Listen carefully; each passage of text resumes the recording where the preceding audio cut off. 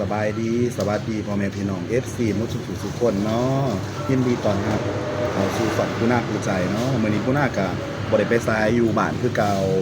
ตอนนี้ก็มานั่งเล่นอยู่ห้านปิงแบะเอื้อยเนาะสิมาถ่ายบรรยากาศของห้านปิงแบะตำสมเนาะแล้วไปเบิ่งนํกันเนาะพี่น้องเนาะตัดภาพมาตอนนี้เนาะนี่คือห้านปิงแบะทรายลมเย็นเนาะพี่น้องนี่คือบรรยากาศทางในห้านเพิ่นเนาะกายไปกันมาอุดหนุนเนี่ยเด้อจ้าที่สำคัญกับแมนมี่ห่านตำสมแสบนอกจากพี่น้องอยู่ระบางซีเขามาน้อยหนึ่งกับแมนเนาะเป็นห่านร้านสาวเนาะห่านไปกับซิมีบอลนางมีตู่แล้วก็มีนางซาไทยซาเขียวแล้วก็มะพร้าวบอลนางเนาะพี่น้อง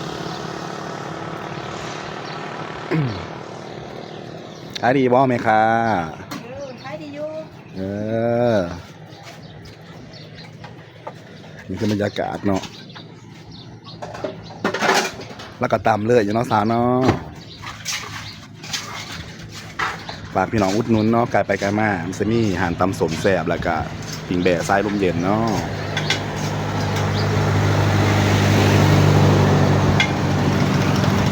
พี่น้องตัดภาพมาตอนนี้เขากลับมาถ่ายในบ้านห้วยเพกเนาะมาเห็นอ้ายสบายดีไปไสนี่ครับพระเจ้าถือสำรวจเป็นเมืองลาวอืมประจำปี2025ถือลูกในของเขตบ้านของเขตเขาเองเนาะโอเคเพราะว่าได้ตีกำหนดขอโรงพยาบาลเขาเองเราเก็บกรรมข้อมูลสะดวกสบายในการเก็บกรรมข้อมูลแล้วส่วนบ้านของเขตของเราเนาะในการรู้ชีวิตในการที่อยู่อาศัยของเขาจากมันแหละเพื่อความสะดวกสบายของเราเองและของคนในพี่น้องประชาชนที่อาศัยอยู่ในบ้านของเขตเขาเองข้าพเจ้าก็มีทั้งหลายนะต่อไปคณะข้าพเจ้าก็สิเดินสำรวจต่อนะขอบใจสิยังไปทางนั้นกันต่อบ่โอเคนี่ก็คือในบ้านห้วยเพของเขาเนาะเขาก็ย่างมาเรียนต่อแถวบ้านปูนาเองเนาะนี่ก็คือห่านแม่มาขายดีบ่ยายพ่อได้ค่ะตะมวนเนาะห่านเรา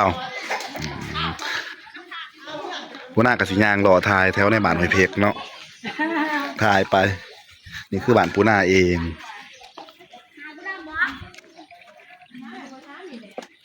ตัดภาพมาตอนนี้ปูนาค่ะมาเฮือนกันเนาะพี่น้องเราคลิปเฮาก็เสียเอาไว้สำหรับก่อนนะพี่น้องฝากพ่อแม่ติดตามปูนาแล้วก็เขาเบิ่งคลิปปูนาหลายๆเนี่ยเด้อขอขอบใจแล้วพอกันใหม่คลิปหน้าขอขอบใจบ๊ายบาย